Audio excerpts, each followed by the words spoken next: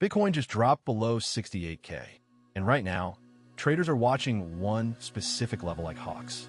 Because if this breaks, we're looking at a potential flush down to 60K.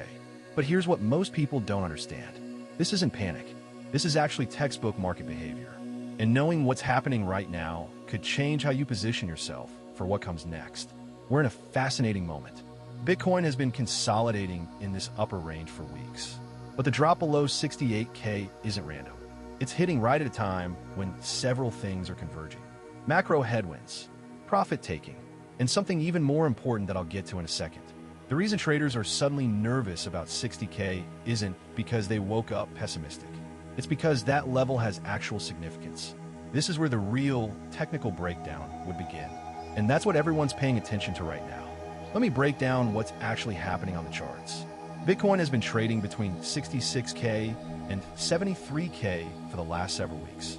That's a healthy consolidation pattern. But the move below 68K is testing something crucial. It's testing whether this consolidation was actually building support or if it was just a pause before a bigger move down. Here's the technical reality. 68K was acting as a local resistance level.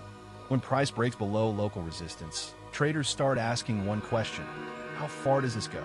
And the next major support level below us isn't 65K or 62K. It's around 60K.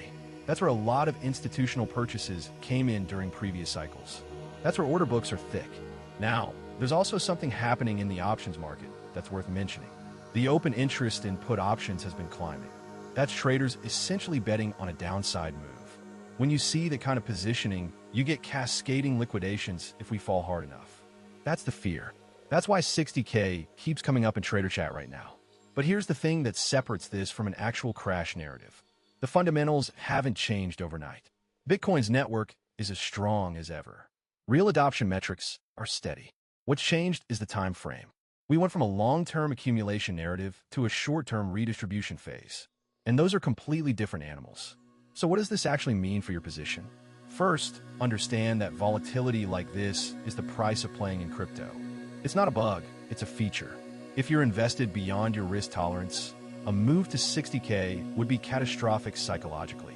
But if you're positioned correctly, this is actually opportunity creation. A flush to 60K would be significant, but it's not a return to 2023 levels. It's not a black swan event. It's a healthy correction inside a larger uptrend. The difference matters for how you should think about this. If you got dry powder, levels like 60K historically haven't lasted long. They tend to be magnets that get hit and bounced.